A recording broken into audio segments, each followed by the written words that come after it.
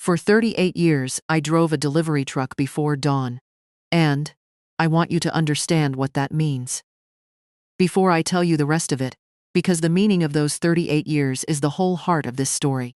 It means I woke at 4 o'clock every morning, in the dark, in the cold, in every kind of weather this part of the country can throw at a man. It means my hands are ruined, the knuckles swollen, 2 fingers that don't straighten anymore, from loading and hauling, and gripping a steering wheel through ice storms and August heat. It means I missed things. Birthdays I couldn't always get to. Ball games I learned about secondhand. A marriage that grew thin and quiet, because I was always tired and my wife, God rest her, carried more of the raising than she should have had to. I did it for one reason. I did it for my boy. I did it for Marcus, his mother, and after we'd given up hoping, and when he came he was the answer to every prayer I'd ever stumbled through. I named him after my own father, a hard man I'd wanted to be softer than, and I was soft with Marcus. Lord, I was soft.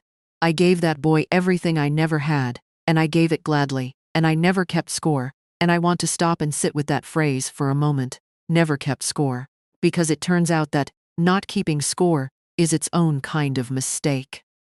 When you love someone and you never let them see the cost, they start to believe there is no cost. They start to believe the giving is simply the nature of things. Like weather, like gravity. They stop seeing the man doing the giving. That is what happened to me. Though I didn't understand it for a very long time, I paid for his college. All 4 years, plus the 5th one, when he changed his major, no questions asked. I bought him his first car, a little blue Honda, and when he wrecked it being careless, I bought him another and only said, "Just bless you," walked away. I paid for his wedding, and then I paid for it again, because the first engagement fell apart 3 weeks before the date. After the deposits were down and the hall was booked, and I ate those losses, and never once said a word about the money. Because his heart was broken, and money is only money. A year later he found Diane, and I paid for that wedding too. The whole thing. And I stood up and gave a toast, and I meant every word. My wife was gone by then, cancer, the year before, so it was just me at the head table, an old man in a rented suit, looking at his boy and thinking that everything I'd done, all those 4 o'clock mornings, had been worth it. I had built a good life for my son. That was the only ledger I cared about, and in my mind, it balanced beautiful. I retired at 66. The company gave me a cake and a watch and a handshake, and I went home to a quiet house, and I thought, all right, I'd done my part. I had my pension, modest but steady, and I had my retirement savings. The money I'd scraped together over those decades. Dollar by dollar, the money my wife and I had denied ourselves vacations and new cars, and 100 small pleasures to build. It wasn't a fortune, but it was enough. Enough that I wouldn't be a burden on anyone. Enough that I could maybe help Marcus with a down payment someday. Or set a little aside for grandchildren. Enough to be buried, decent, and not leave a mess behind. To a man like me, who'd started with nothing, that money wasn't wealth. It was dignity. It was the proof that all those mornings had added up to something. So you can imagine how I felt when the bank called. It was a Tuesday in the spring, a young woman from the bank. Polite, a little hesitant, calling to confirm a recent withdrawal request before they finalized it. I didn't understand at first. I said I hadn't made any withdrawal request. There must be a mistake, and there was a pause on the line. The kind of pause that you learn to dread, and she said, "Sir, I'm looking at a signed authorization to transfer funds. Would you like me to read you the details?" And I said, "Yes, read them to me." My heart already starting to do something strange in my chest. She read me the amount, and the amount was so large that I had to sit down on the kitchen chair. She read me the account it was drawn from, my retirement account, the big one, the one with nearly everything in it. And then, when I kept saying it had to be fraud, that I'd never signed any such thing, she said carefully, "The signature matches the one on file, sir, and there's a witness signature here as well, a Marcus." She read me his full name. I want to tell you that I felt rage in that moment, but I didn't, not yet. What I felt was a kind of falling. The floor going out from under me, the way you feel in a dream just before you wake. Because the bank hadn't just told me my money was gone. The bank had told me my son had taken it. The signature matched, because it had been traced, carefully, from documents I'd signed in front of him over the years. He'd been my emergency contact, my beneficiary. I'd watched me sign 100 things. He had forged my name. And he had been so brazen, or so stupid, or so certain, I'd never notice that he had signed his own name as the witness. As if it were nothing and as if I were already gone. It took me 2 days to get the full picture. 2 days of phone calls, and a trip to the branch where a kind manager laid the documents out in front of me. And there it was, in black and white. My signature forged. The transfers multiple. Over a period of weeks. He hadn't done it all at once. He'd done it in pieces, the way a man eats something he hopes no one will miss. Nearly half of everything I had gone. I sat in that little glass office, and I looked at my own name written in my son's hand. And the manager asked me gently if I wanted to file a report, if I wanted to involve the authorities. And I said no, not yet. I said I needed to talk to my son first. The manager looked at me with something like pity and something like warning, and she said, "Sir, in cases like these, the family member often counts on the parent not wanting to press charges, they count on the love." I'll never forget that. She count on the love. I drove home with those words sitting in my chest like a stone. I found out where the money had gone before I ever spoke to him, because I'm not a man who walks into a room without knowing the lay of it. 38 years of routes taught me that. I made some quiet inquiries, an old friend whose son ran with the same crowd, a few careful conversations. And what I learned was that my Marcus, my boy, the one I'd paid 2 weddings for, had a gambling problem I'd known nothing about. Sports betting, the online kind, the kind that lives in your pocket and never closes. He'd gotten in deep, deeper than I could have imagined, and he'd been borrowing to cover it, and the borrowing had gotten ugly. And so he'd reached for the one well he was sure would never run dry, and never ask questions. His father's savings, my dignity. He'd fed it all into the machine. I went to his house on a Sunday. Diane was out with the children. I have 2 grandchildren, did I mention that? A girl and a boy, the lights of my life. And I'd timed it that way on purpose, because what I had to say was between a father and a son. I sat at his kitchen table, a nice table, in a nice house, in a nice neighborhood, all of it built on a foundation I'd helped pour. And I waited for him to make coffee. And then I told him I'd had a call from the bank. I watched his face. I want you to understand that even then, even with everything I knew, some part of me was praying. Praying he'd go pale, praying he'd put his head in his hands, praying he'd say, "Dad, I'm so sorry, I'm sick. I need help. I did something terrible." If he had said that, I think I would have forgiven him on the spot. I think I would have hugged him, and we'd have figured it out together, the way we should have. I was ready to be his father one more time. That is not what happened. He set down his coffee, and he looked at me, and he laughed. A short, dismissive laugh. The kind you give a child who's said something foolish. "Dad," he said, "come on. It's not a big deal." And when I just stared at him, he leaned back in his chair, and he said the words as that I will hear in my head until the day I die. He said, "Look, you're old. You're not gonna need all that money anyway. What were you gonna do with it? Sit on it till you died." I just took my inheritance a little early. It's gonna come to me anyway. And he shrugged, and he picked his coffee back up. Like the matter was settled. Like he'd explained something obvious to a slow old man. "You're old. You're not gonna need it. I'm just taking my inheritance early." I sat very still. I have thought a great deal, in the time since, about what happened inside me at that table. And the best way I can describe it is that something that had been soft my entire life, soft toward him, soft and giving and uncounting, turned hard. It didn't break. Breaking would have been grief, and I'd already done my grieving in the bank's glass office. This was something colder and clearer than grief. It was the sound of a ledger closing.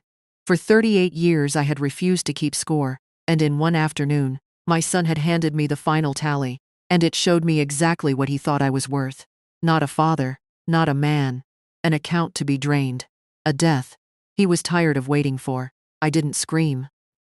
I want you to know that. Because I think the screaming is what he expected, and what he'd already decided he could weather. Old men yell, and then they calm down, and then they forgive. That's the pattern he was counting on. The pattern the bank manager had warned me about. He was counting on the love, so I didn't give him the yelling.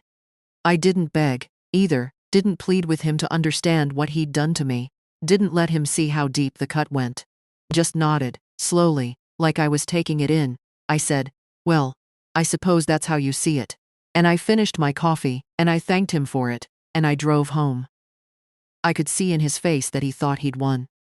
He thought the storm had passed without breaking. He had no idea that I had simply gone home to begin.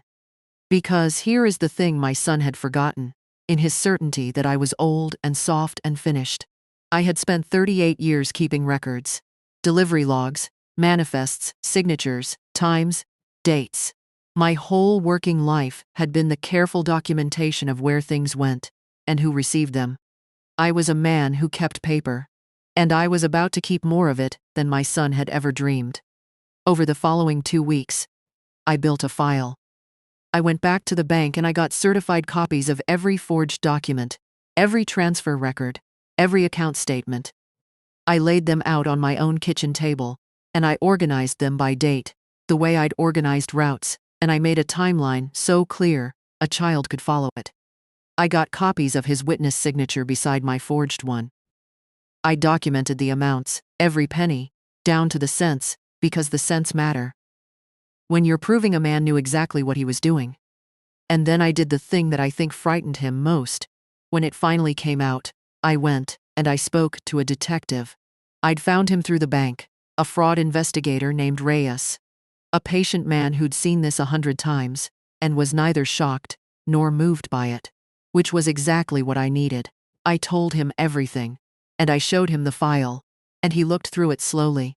And then he looked up at me and said, "Sir, this is about as clean a case of forgery and elder financial abuse as I've ever seen. Your son could be looking at felony charges. Real time, potentially. You understand that?" And I said I understood. And he said, "A lot of parents get to this point, and then they can't go through with it. They sign the complaint, and then they withdraw it. If you want me to pursue this, I need to know you mean it." And I told him the truth. I said, "I need you to be ready. But I need to talk to my son one more time first. There's a lesson he hasn't learned yet, and I'm the only one left who can teach it to him. I want to be honest with you about my heart in those weeks, because if I make myself out to be only cold and clever, I'm lying to you." At night alone in that quiet house, I wept like I hadn't wept since my wife died. This was my boy. The baby we'd prayed for. The little hand that used to grip my finger. I kept thinking of him at 6 years old, asking me to check under the bed for monsters, and how I'd done it every single night, because his safety was the only thing that mattered to me in all the world. And now, I was building a case against him that could send him to prison, and I was going to look him in the eye and let him understand that his father was capable of it. There is no part of that which doesn't break a man. But I had learned something at that kitchen table, when he laughed at me. I had learned that my love given freely and endlessly, and, without a ledger, had not made him good. It had made him careless. It had taught him that there were no consequences, that the well had no bottom, that his father was a soft thing to be used. And I understood, finally, that the most loving thing, the last loving thing, I could do for my son was to teach him the lesson I'd spent his whole life shielding him from, that actions cost, that I was a man, not a resource, that the love was real, but it was not a blindfold I would wear while he robbed me. So I went back to his house. Same kitchen table, and this time I brought the file. I laid it down in front of him, and I watched his face change as he understood what he was looking at. The certified copies, the timeline, the forged signatures side by side. He started to bluster. "Dad, what is this? What are you doing?" And I let him run out of words. The way you let an engine run out of gas. And then I put down one more piece of paper, a card, and I slid it across the table. And it was Detective Reyes's card, with his direct line. I watched my son read the words on it. Fraud Investigation Unit. I watched the color go out of his face. I watched, for the first time in his adult life, my son understand that I was not the helpless old man he had imagined. I spoke to him last week, I said, quiet and steady. He's read everything you're looking at. He says it's the cleanest forgery case he's seen. Felony, Marcus. Real time. I let that sit. Then I said, so here's where we are. There are 2 roads in front of you, and you're going to choose one of them today at this table, before I leave this house. I told him the first road. He could repay every cent he had taken, every dollar, every penny, on a schedule that I would set and I would control, not him. He would sign over collateral to secure it. I'd already had the papers drawn up, a lien against the house. The nice house I'd helped him buy. So that if he defaulted, I'd have recourse. He would never again have access to any account of mine, in any form, for any reason. I'd already changed everything. Closed the joint authorizations, locked it all down tight as a drum. He would get help for the gambling. Real help, the kind with meetings and a counselor, and he would show me proof. And he would do all of this, every part of it, without complaint, for years, until the debt was paid and the lesson learned. That's the first road, I said. And the second? The second, I said, is that I get up from this table, and I call that number, and you explain the forged signatures to a judge. The kitchen was very quiet. Somewhere a clock was ticking. My son looked at the file, and he looked at the card, and he looked at me. And for the first time, he really looked at me. The way you look at a person you've just realized. You never actually saw, and his face crumpled. Not the performance of crumpling, but the real thing. The thing I'd been praying for at the start of all this. Finally arriving too late to mean what it would have meant. Then, Dad, he said, and his voice broke. Dad, I didn't think. I know you didn't, I said. You didn't think I'd need it. You didn't think I'd notice. You didn't think I'd fight. You didn't think of me at all. Son, that's the whole of it. You never once thought of me as a man who might say no. I stood up. Which road? He chose the first. Of course he chose the first. He signed the papers right there with his real signature, his hand shaking so badly, he could barely hold the pen, and I notarized them with a notary. I'd brought waiting in my car, because I am thorough, because 38 years of paperwork taught me to never trust a promise I couldn't file. And then I gathered up my file, and I left him sitting at his kitchen table, with his head in his hands, and I drove home. And I did not feel triumphant. I want to be truthful with you about that. I did not feel like I'd won. I felt like a man who'd had to set his own son's broken bone, and heard him scream, and known it was the only way it would heal straight. He's paying me back. 3 years on now, and the schedule holds. He's never missed, because he knows the lien is real, and the detective's card is in a drawer. I can open any day I choose. He went to the meetings, and from what I can tell they've taken. Diane told me once quietly that I'd saved their family, that she'd had no idea how bad it had gotten, that, if I hadn't done what I did, he'd have lost everything and taken them down with him. She didn't know about the forgery until I made him tell her. That was part of the first road too. No more secrets, we speak, my son and I. It's careful between us, and it will likely always be. Something was broken at that kitchen table that doesn't fully mend, on both sides, his and mine. He can't quite look at me the way he used to, and I can't quite trust him the way I did, and we both know why. And we don't talk about it. But he calls now. He brings the grandchildren around, and I check under their beds for monsters, every time. Because that part of me never died. And sometimes I catch him watching me with an expression I didn't used to see on his face. Respect, I think. The hard kind. The kind you only get from a man who has learned at terrible cost that you were never the soft thing he took you for. People ask me, the few I've told, whether I'd do it again. Whether it was worth it, putting my own boy through that. Holding a detective's card over my own son's head, and I tell them the truth. I'd do it again in a heartbeat. Not for the money. The money's only money. I've always known that. I'd do it, Because the alternative was to let my son become a man who steals from his dying father and laughs about it. And I loved him too much to let him become that man. The softness I'd given him, his whole life, had nearly ruined him. The hardness, that one cold, clear afternoon, was the realest love I ever showed him. It just didn't feel like love. It felt like grief, with my own name forged across the bottom of it.